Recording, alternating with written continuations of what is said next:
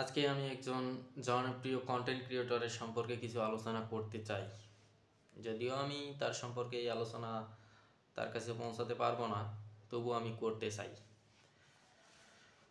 জনপ্রিয় content creator কাফি ভাই, যিনি নিজে কখনো জানতেন না সামান্য কয়েল আর কুকুরকে সাথে নিয়ে তিনি সেলিব্রিটি হবেন।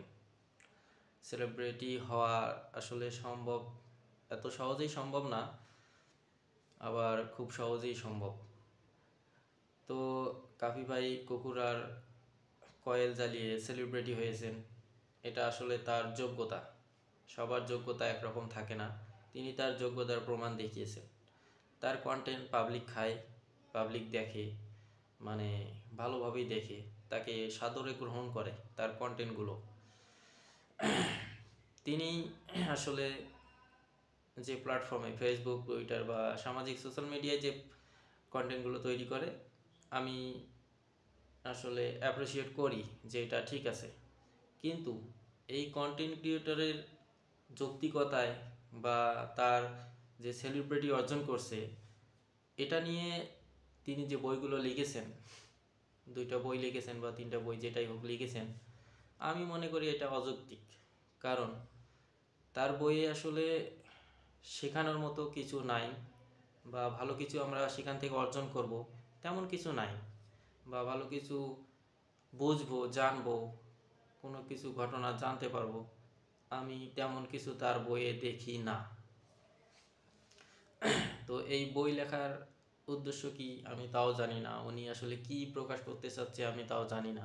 কারণ আমরা এই প্রেমে ব্যর্থ হওয়া, কিছু যৌক্তিক বা ওই প্রেম নিবেদন, কিছু রিলেটেড প্রেম, এইগুলো আসলে বইয়ের মধ্যে আমাদেরকে সাধারণ মানুষের কাছে পৌঁছে দেওয়াটা আমি অযৌক্তিক মনে করি।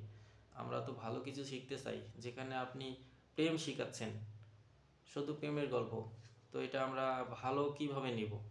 এটা আমি মোটেও ভালো দিক দেখি না। আমি চাই আপনি ভালো কিছু করবেন, যদি লিখেন ভালো কিছু লিখেন, যেন আমরা শিখতে পারি।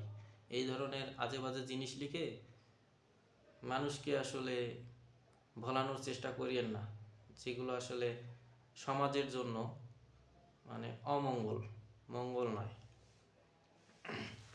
আপনি বই বের করছেন বই মেলায়, আরও শুনলাম যে আমি যে কিছু মেয়ে, আপনি যারা বোরকা পরে যায় তাদের সাথে কথা বলতে চান না, আবার যারা বোরকা ছাড়া যায় তাদের সাথে হেসে দুলে কথা বলেন।